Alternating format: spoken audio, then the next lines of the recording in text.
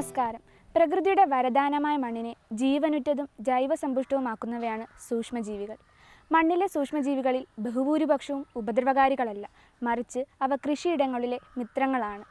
മണ്ണിൻ്റെ ഫലപുഷ്ടിയും ഉൽപ്പാദനശേഷിയും വിളകളുടെ ആരോഗ്യവും നിലനിർത്തുന്നതിൽ മണ്ണിലെ സൂക്ഷ്മജീവികൾക്കുള്ള പങ്ക് ചെറുതൊന്നുമല്ല.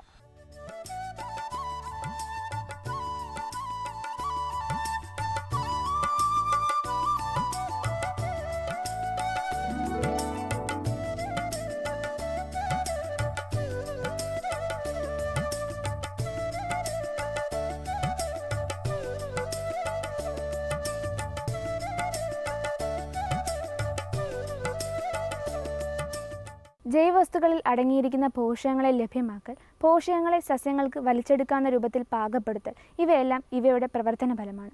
കൂടാതെ രോഗഹേതുവായ സൂക്ഷ്മാണുക്കളുടെ അമിതമായ വളർച്ച തടയാനും അതുവഴി വിളകളെ രോഗങ്ങളിൽ നിന്ന് സംരക്ഷിക്കുവാനും ഇവ സഹായിക്കുന്നു.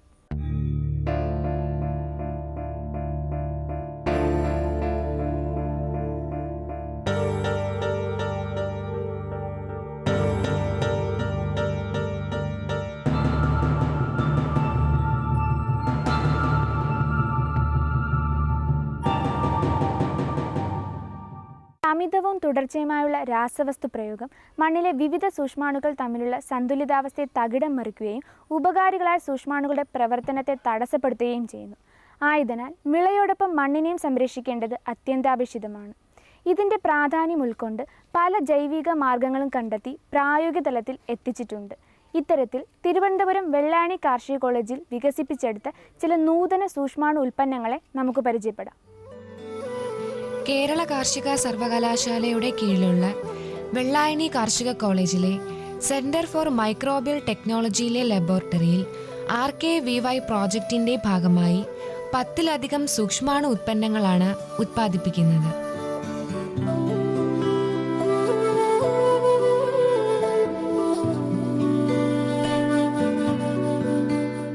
Pseudomonas, acetobacter, Azospirillum, trichoderma, mycorrhiza, rhizobium, അങ്ങനെ പോകുന്നു ഇവിടെ ഉത്പാദിപ്പിക്കുന്ന സൂക്ഷ്മാണു ഉൽപ്പന്നങ്ങളുടെ നിര.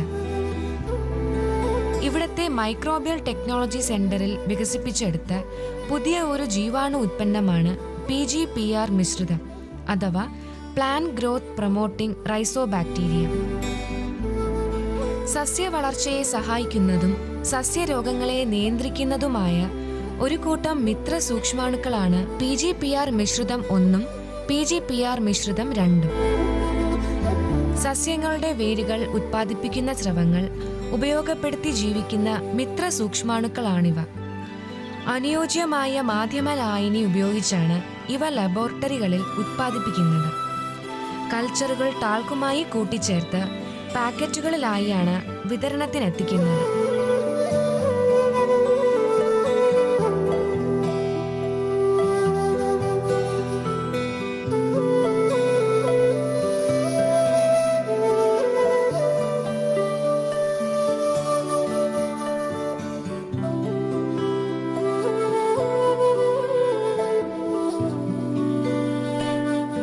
സസ്യവളർച്ചയെ ത്വരിതപ്പെടുത്തുന്ന 4 ഇനം ബാക്ടീരിയകൾ അടങ്ങിയ ഒരു സൂക്ഷ്മാണു കൂട്ടായ്മയാണ് PGPR മിശ്രിതം 1.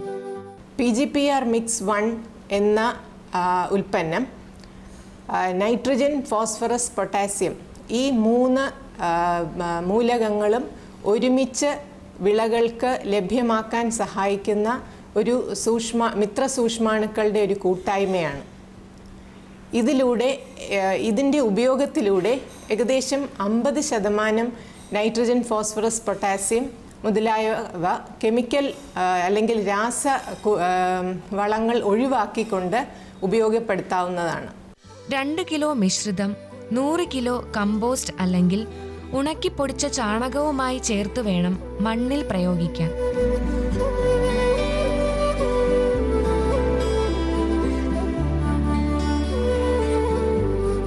ഇവ നെല്ല്, കുരുമുളക്, ഏലം, ഇഞ്ചി, പയർ, പച്ചക്കറികൾ, വാഴ മുതലായ വിളകൾക്ക് എല്ലാം തന്നെ ചാണകപ്പൊടിയോടൊപ്പം നൽകാവുന്നതാണ്.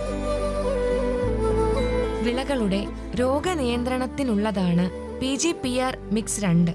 ഇതിൻ്റെ ഉപയോഗത്തിലൂടെ ഒരുപാട് രോഗങ്ങളെ ഒരുമിച്ച് പ്രതിരോധിക്കാൻ കഴിയുന്ന ഒരു സൂക്ഷ്മാണു കൂട്ടായ്മയാണ് മിക്സ് 2. 5 മുതൽ 10% വരെ വീര്യമുള്ള ലായനിയിൽ വാഴത്തൈകൾ, പച്ചക്കറി തൈകൾ മുതലായവ നടുന്നതിന് മുമ്പ് 15 മിനിറ്റ് മുക്കി വയ്ക്കുന്നത് വഴി രോഗപ്രതിരോധ ശേഷി വർദ്ധിക്കുന്നു.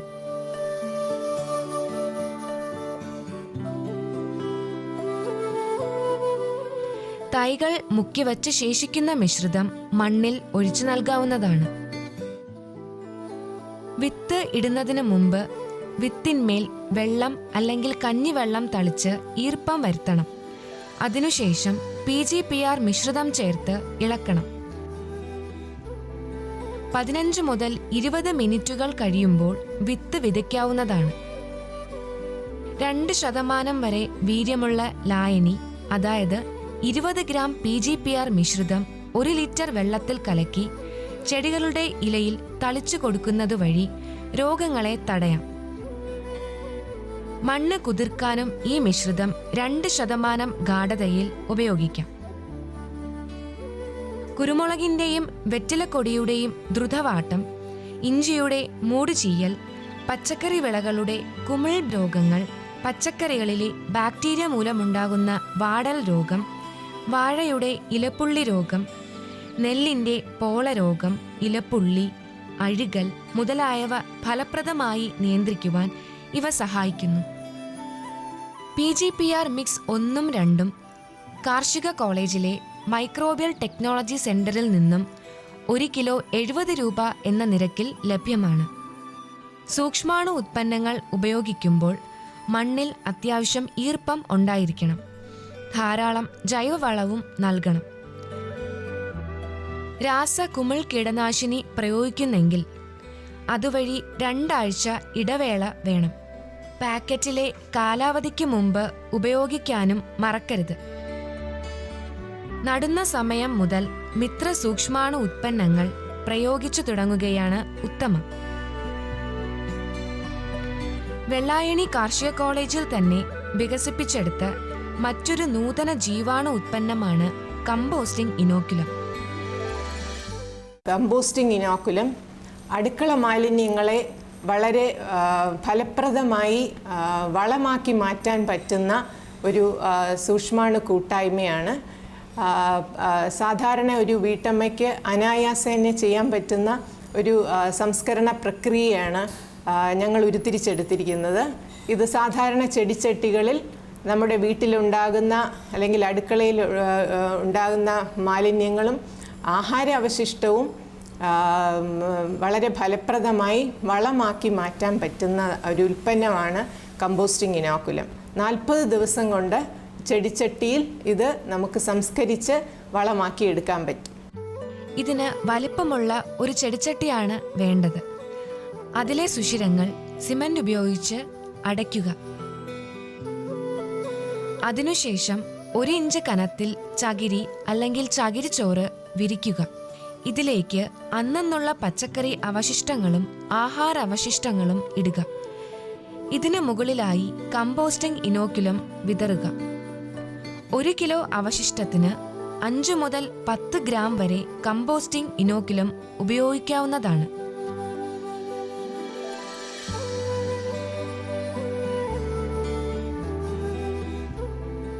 ഇതിനു മുകളിലായി ഈർപ്പം നിയന്ത്രിക്കുവാനുള്ള പൊടിയും വിതറുക. അടുത്ത ദിവസത്തെ അവശിഷ്ടങ്ങൾ ഇട്ടതിനു ശേഷം കമ്പോസ്റ്റിംഗ് ഇനോക്കുലവും അതിനുശേഷം ഈർപ്പം നിയന്ത്രിക്കുവാനുള്ള പൊടിയും ഇടുക. ഇങ്ങനെ ഈ പ്രക്രിയ ചട്ടി നിറയുന്നതുവരെ തുടരുക.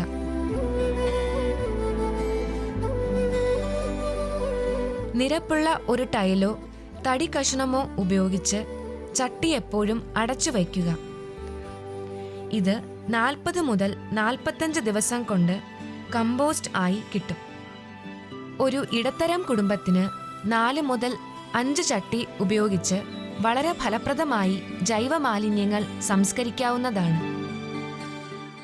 പൊന്നു വിളയിപ്പിക്കാൻ ശേഷിയുള്ള മണ്ണ് അത് നമ്മുടെ മാത്രം സ്വത്തല്ല, വരും തലമുറകൾ കൂടി അവകാശപ്പെട്ടതാണ്.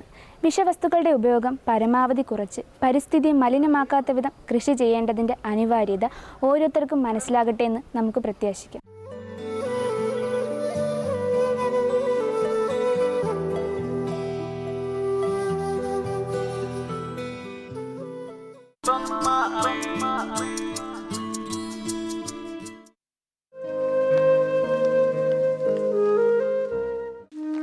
സ്വാദിഷ്ടവും പോഷകപ്രദവും നറുമണവുമുള്ള വിശിഷ്ടാഹാരമാണ് കൂൺ. സസ്യലോകത്തിൽ ഹരിതകരഹിത സസ്യങ്ങളുടെ കൂട്ടത്തിൽപ്പെടുന്നവയാണ് കൂണുകൾ. മഴക്കാലങ്ങളിൽ മണ്ണിലും മരക്കുറ്റികളിലും പുൽത്തകിടിയിലും ധാരാളമായി മുളച്ചു പൊന്തുന്ന കൂണുകൾ ഏവർക്കും, പ്രത്യേകിച്ച് നാട്ടിൻപുറങ്ങളിൽ വസിക്കുന്നവർക്കും സുപരിചിതമായ കാഴ്ചയാണ്. അവ മാംസ്യം, അമിനോ അമ്ലങ്ങൾ, ജീവകങ്ങൾ, ധാതുലവണങ്ങൾ എന്നിവയാൽ സമൃദ്ധമാണ്. വെജിറ്റബിൾ മീറ്റ് എന്നാണ് ഇവ പൊതുവെ അറിയപ്പെടുന്നത്. ലോകത്തിൽ ഏറ്റവും കൂടുതൽ ഉൽപ്പാദിപ്പിക്കുന്ന കൂണുകളാണ് ബട്ടൺ കൂണുകൾ. ഇന്ത്യയിലും ഉൽപ്പാദനത്തിൽ 1-ാം സ്ഥാനം ഇവയ്ക്കു തന്നെയാണ്. ബട്ടൺ കൂണുകൾ കഴിഞ്ഞാൽ ചിപ്പിക്കൂണുകളാണ് കൂടുതലായി ഉൽപ്പാദിപ്പിക്കുന്നത്. കർണാടക, തമിഴ്നാട്, കേരളം തുടങ്ങിയ സംസ്ഥാനങ്ങളിൽ ചിപ്പിക്കൂൺ നല്ല തോതിൽ കൃഷി ചെയ്യുന്നുണ്ട്. കൂണുകളുടെ പോഷക ഔഷധ മൂല്യങ്ങളെക്കുറിച്ച് വെള്ളായണി കാർഷിക കോളേജിലെ സസ്യരോഗ വിഭാഗം ശാസ്ത്രജ്ഞയും അഖിലേന്ത്യാ കൂൺ ഗവേഷണ പദ്ധതിയുടെ പ്രിൻസിപ്പൽ ഇൻവെസ്റ്റിഗേറ്ററുമായ ഡോക്ടർ ഡി ഗീത സംസാരിക്കുന്നു. വളരെ പോഷക സമൃദ്ധവും ഔഷധ ഗുണവുമുള്ള ഒരു കാർഷിക വിളയാണ് കൂണുകൾ.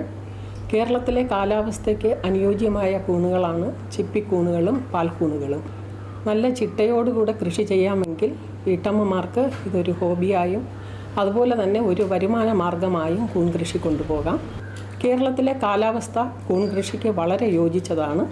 കൂണിൻ്റെ പോഷക സമൃദ്ധിയെയും ഔഷധ ഗുണത്തെയും പറ്റി നോക്കുകയാണെങ്കിൽ 100 ഗ്രാം കൂണെടുത്താൽ 90% ജലാംശമാണ്. ബാക്കി 10%-ൽ 3.5% വരെ മാംസ്യമാണ്. ഈ മാംസ്യത്തിലുള്ള അമിനോ അമ്ലങ്ങൾ മനുഷ്യ ശരീരത്തിന് ആവശ്യമായ ഘടകങ്ങളും പ്രദാനം ചെയ്യുന്നവയാണ്. അതുമാത്രമല്ല ഡയബറ്റിക്, പ്രഷർ, കൊളസ്ട്രോൾ അധികമുള്ളവർക്ക് എല്ലാം ഇതൊരു മരുന്ന് തന്നെയാണ്. ഇതിനെ ഡിലൈറ്റ് ഓഫ് ദ ഡയബറ്റിക്സ് എന്ന് പറയുന്നുണ്ട്. പലതരം കൂണുകളിൽ ചിപ്പിക്കൂണിൽ വളരെയധികം ഔഷധ ഗുണമുള്ളതാണ്. കൂടാതെ ക്യാൻസറിനെ പ്രതിരോധിക്കുന്ന ട്യൂമർ സെൽസിൻ്റെ വളർച്ച മുരടിപ്പിക്കാൻ പാകത്തിനുള്ള പല ഘടകങ്ങളും ഈ ചിപ്പിക്കൂണിലും പാൽക്കൂണിലും ഉണ്ട്. ലോകത്തിൽ ഏകദേശം 2000 ഇനം ഭക്ഷ്യയോഗ്യമായ കൂണുകളുണ്ട്. ഇന്ത്യയിൽ തന്നെ ഏകദേശം 200 ഇനം ഭക്ഷ്യക്കൂണുകളെ കണ്ടെത്തിയിട്ടുണ്ട്. നല്ല വെളുത്ത നിറവും നല്ല മണവുമുള്ള കൂണുകൾ ഭക്ഷ്യക്കൂണുകളാകാനുള്ള സാധ്യത കൂടുതലാണ്. ഓറഞ്ച്, മഞ്ഞ തുടങ്ങിയ കടുത്ത നിറമുള്ള കൂണുകളും പാചകം ചെയ്യുമ്പോൾ ഇരുണ്ട നിറമാവുന്നതും നുരയും പതയും ഉണ്ടാവുന്നതുമായ കൂണുകൾ വിഷക്കൂണുകളാകാനാണ് സാധ്യത. ഭക്ഷ്യയോഗ്യമായ കൂണുകളിലൊന്നും കേരളത്തിലെ കാലാവസ്ഥയ്ക്ക് ഏറ്റവും ഉത്തമവുമായ ചിപ്പിക്കൂൺ കൃഷി എങ്ങനെയെന്ന് നമുക്ക് പരിചയപ്പെടാം. കൂൺ കൃഷിക്ക് ആവശ്യമായ വിത്ത് സ്പോൺ എന്ന പേരിൽ അറിയപ്പെടുന്നു. കൂൺ വിത്ത് ഉൽപാദനത്തിൽ 3 പ്രധാന ഘട്ടങ്ങൾ ഉണ്ട്. 1. കൂൺ കൾച്ചർ വേർതിരിച്ചെടുക്കൽ. 2. മാതൃവിത്ത് ഉൽപാദനം. 3. വിത്തുൽപാദനം. ശുദ്ധമായ കൾച്ചർ തയ്യാറാക്കാൻ ആദ്യമായി മൂപ്പെത്തിയ നല്ല കൂൺ പറിച്ചെടുത്ത് അണുവിമുക്തമാക്കുക. അതിനായി സ്പിരിറ്റിലോ 1% വീര്യമുള്ള മെർക്കുറി ക്ലോറൈഡ് ലായനിയിലോ മുക്കിയ പഞ്ഞുകൊണ്ട് കൂണിൻ്റെ പ്രതലങ്ങൾ തുടയ്ക്കുക. അതിനുശേഷം പ്രത്യേകം തയ്യാറാക്കിയ മാധ്യമങ്ങൾ നിറച്ച ടെസ്റ്റ് ട്യൂബുകളിൽ കൂൺ ശകലങ്ങൾ നട്ട് കൂൺ തന്തുക്കൾ വളർത്തിയെടുക്കുക. ഒരാഴ്ച കൊണ്ട് അവ വളർന്ന് വെളുത്ത പൂപ്പൽ പോലെ മാധ്യമത്തിൽ പടർന്നു പിടിക്കുന്നു. പൊട്ടറ്റോ ഡെക്സ്ട്രോസ് അഗാർ മീഡിയം ആണ് ഇതിനുപയോഗിക്കുന്നത്. മാധ്യമം മുഴുവൻ വളർന്ന ശേഷം ഇവയെ മാതൃവിത്തുണ്ടാക്കാൻ ഉപയോഗിക്കാം. നെല്ല്, ഗോതമ്പ്, ചോളം മുതലായ ധാന്യങ്ങളാണ് സ്പോൺ ഉണ്ടാക്കാൻ സാധാരണയായി ഉപയോഗിക്കുന്നത്. ഇവ നല്ലവണ്ണം കഴുകി ആവശ്യമായ വെള്ളം ചേർത്ത് അരവേവിൽ വേവിച്ചെടുക്കുക.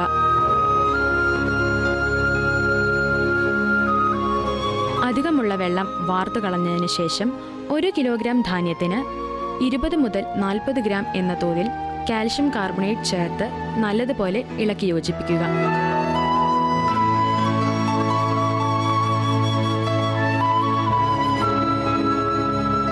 അതിനുശേഷം ഏകദേശം 300 ഗ്രാം മിശ്രിതം പോളിപ്രൊപ്പലൈൻ കവറുകളിൽ നിറച്ച്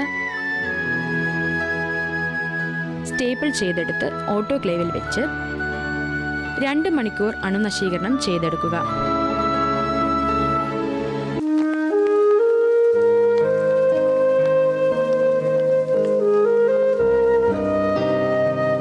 ഇതിനുശേഷം പരീക്ഷണശാലയിലെ ബർണറിന് മുന്നിൽ വെച്ച് ഒരു കഷ്ണം ശുദ്ധമായ കൂൺ കൾച്ചർ ഇനോക്കുലേഷൻ സൂചി ഉപയോഗിച്ച് കവറുകളിലേക്ക് മാറ്റേണ്ടതാണ്.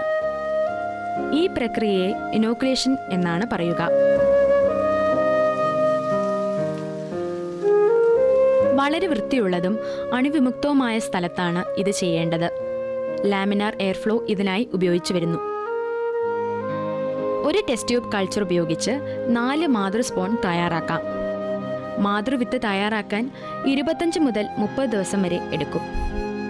ഒരു മാതൃവിത്ത് ഉപയോഗിച്ച് ഏകദേശം 30 കവറുകളോളം വിത്തുണ്ടാക്കാം. മാതൃവിത്തുകളെ കൂൺ കൃഷിക്ക് വേണ്ടി നേരിട്ട് ഉപയോഗിക്കാറില്ല. ഇവയെ കൃഷിക്ക് ഉചിതമായ കൂൺ വിത്തുകളാക്കി മാറ്റേണ്ടതുണ്ട്.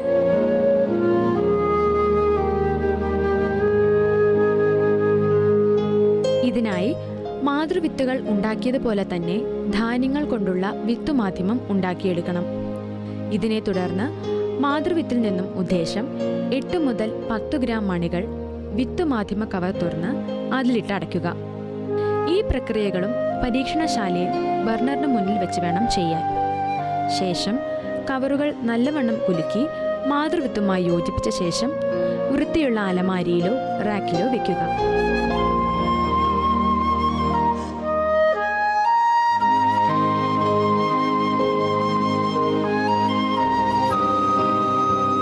മുതൽ 20 ദിവസം ആകുമ്പോൾ നല്ല വെളുത്ത നിറവും കട്ടിയുമുള്ള സ്പോൺ തയ്യാറാകും.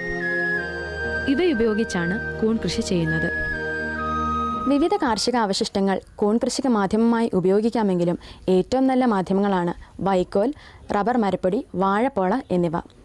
ഉണങ്ങിയതും കട്ടിയുള്ളതും കീടരോഗബാധ ഇല്ലാത്തതും പഴകിയതുമല്ലാത്ത വൈക്കോലിൽ നല്ല വിളവ് ലഭിക്കും. നാടൻ ഇനം നെല്ലിൻ്റെ വൈക്കോൽ നല്ല കട്ടിയുള്ളതായിരിക്കും. കൂൺ കൃഷി മാധ്യമം ഏതായാലും അണുനശീകരണം അനിവാര്യമാണ്. ഒന്നാമതായി തിളപ്പിക്കൽ.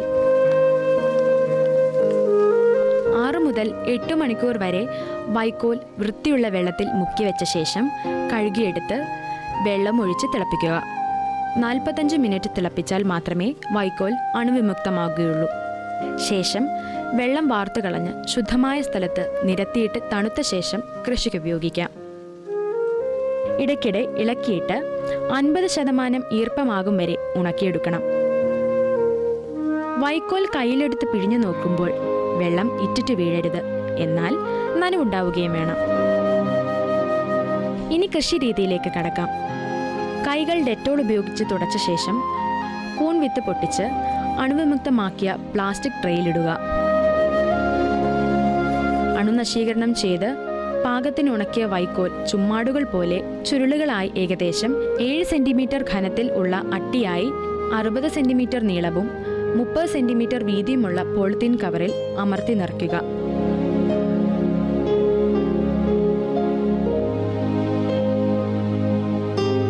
അതിനു മുകളിൽ ഏകദേശം 25 ഗ്രാം സ്പോൺ കവറുകളിലെ വൈക്കോലിന്റെ വശങ്ങളിൽ വീഴത്തക്കവണ്ണം വിതറുക.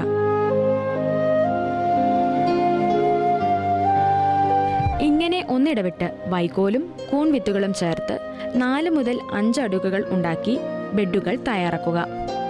മുകൾ ഭാഗം അമർത്തി കവർ നല്ലവണ്ണം കൂട്ടിക്കെട്ടുക. മുട്ടുസൂചി ഉപയോഗിച്ച് കവറിന് ചുറ്റും പല ഭാഗങ്ങളായി സുഷിരങ്ങളിടുക.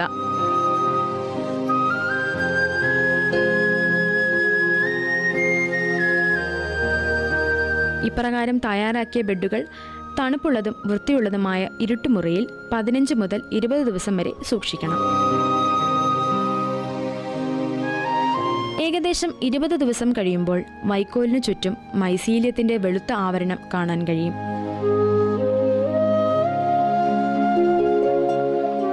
ഈ സമയത്ത് കവറിൽ പല ഭാഗങ്ങളായി മൂർച്ചയുള്ള ബ്ലേഡ് ഉപയോഗിച്ച് കീറലുകൾ ഉണ്ടാക്കി ബെഡിനെ വായുസഞ്ചാരവും വെളിച്ചവും തണുപ്പുമുള്ള മുറിയിൽ തൂക്കിയിടുക. തുടർന്ന് സ്പ്രേയർ ഉപയോഗിച്ച് ദിവസവും ബെഡിനെയും അതിരിക്കുന്ന സ്ഥലത്തെയും നനയ്ക്കുക.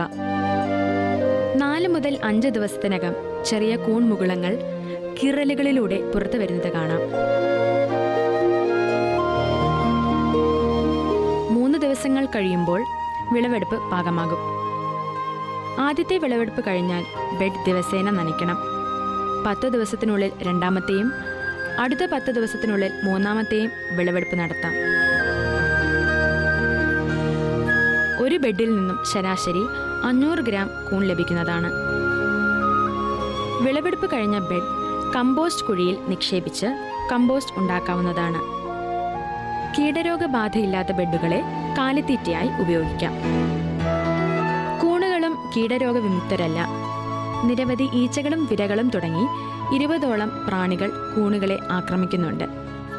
സ്കാരിഡ് ഈച്ചകൾ, ഫോറിഡ്, നിക്റ്റിഡൈൽ വണ്ടുകൾ, മൈറ്റുകൾ തുടങ്ങിയവയാണ് പ്രധാന കീടങ്ങൾ. ട്രൈക്കോഡർമ, ആസ്പെർജില്ലസ്, റൈസോപ്പസ് എന്നീ പൂപ്പലുകളും സ്യൂഡോമോണാസ് എന്ന ബാക്ടീരിയയും കൂണുകളിൽ രോഗമുണ്ടാക്കുന്നു. അതിനാൽ കൂൺശാല നിർമ്മിക്കുമ്പോൾ തന്നെ കീടനിയന്ത്രണത്തിന് മുൻതൂക്കം കൊടുക്കേണ്ടതുണ്ട്. ജനൽ, വാതിൽ തുടങ്ങിയ തുറന്ന സ്ഥലങ്ങൾ 40 മെഷ് വല കൊണ്ടടച്ചാൽ പ്രാണികളിൽ നിന്നും രക്ഷ നേടാം. വൈക്കോൽ നന്നായി തണുത്ത ശേഷം മാത്രമേ കവറുകളിൽ നിറയ്ക്കാവൂ. കവറുകളിൽ ചെറു സുഷിരങ്ങൾ മാത്രമേ ഇടാവൂ. ശുദ്ധവും അണുബാധ വിമുക്തവും ഗുണമേന്മയുള്ളതുമായ കൂൺ വിത്തുകൾ മാത്രമേ കൃഷിക്ക് ഉപയോഗിക്കാവൂ. വിളവെടുത്ത കൂണുകൾ പച്ചയായി നല്ല പുതുമയോടെ ഉടൻ വിപണനം നടത്തുന്നതാണ് ഏറ്റവും നല്ലത്. വൃത്തിയായ സുഷിരങ്ങളിട്ട പ്ലാസ്റ്റിക് കവറിൽ വിപണനം നടത്തുക. ഇപ്പോൾ 1 കിലോഗ്രാം ചിപ്പിക്കൂണിന് 300 മുതൽ 400 രൂപ വരെ വിലയുണ്ട്. പച്ചക്കൂണുകളെ റെഫ്രിജറേറ്ററിൽ 2 മുതൽ 3 ദിവസം വരെ സൂക്ഷിച്ചു വയ്ക്കാം. കൂണുകളെ ചെറുതായി അരിഞ്ഞ് ഉണക്കി സൂക്ഷിക്കാവുന്നതാണ്. ഉണക്കിയ കൂൺ പൊടിച്ചുണ്ടാക്കുന്ന കൂൺ പൊടിക്ക് ഇപ്പോൾ നല്ല ആവശ്യകതയാണ് ഉള്ളത്. 1 കിലോഗ്രാം ഉണക്കക്കൂണിന് 1500 രൂപ വരെ വിലയുണ്ട്. കൂണിൽ നിന്നും സ്വാദിഷ്ടമായ നിരവധി വിഭവങ്ങൾ ഉണ്ടാക്കാം. കൂൺ ബിരിയാണി, കൂൺ ന്യൂഡിൽസ്, കൂൺ ചില്ലി ഫ്രൈ, കൂൺ സമോസ, കൂൺ കട്ട്ലറ്റ്, കൂൺ വട, കൂൺ പിക്കിൾ തുടങ്ങിയവ രുചികരമായ കൂൺ വിഭവങ്ങളാണ്. വളരെ പുരാതന കാലം മുതൽക്കേ മനുഷ്യർ കൂണുകളെ ഭക്ഷ്യവസ്തുക്കളായി ഉപയോഗിച്ചിരുന്നു. ജപ്പാൻകാരും ചൈനക്കാരും എല്ലാം 2000 വർഷങ്ങൾക്ക് മുൻപ് തന്നെ കൂൺ കൃഷി ചെയ്തിരുന്നു. രോഗപ്രതിരോധ ശക്തിക്കും യുദ്ധം മുതലായ സാഹസിക പ്രവർത്തനങ്ങൾക്ക് പോകുന്നതിന് മുൻപും ശക്തി കിട്ടാനുള്ള ആഹാരമായും ലഹരി പദാർത്ഥമായും എല്ലാം അവർ അതിനെ ഉപയോഗിച്ചിരുന്നു. എന്നാൽ കൂൺ കൃഷിയുടെ കാര്യത്തിൽ ഇന്ത്യ തുലോം പുറകിലാണ്. ആഗോള ഉൽപ്പാദനത്തിൻ്റെ 1% മാത്രമാണ് ഇന്ത്യയുടേതുള്ളത്. അതുകൊണ്ട് ഓരോ വീട്ടിലും അടുക്കളത്തോട്ടത്തോടൊപ്പം ഒരു തടം കൂണും ഇനി നമുക്ക് നിർബന്ധമാക്കാം.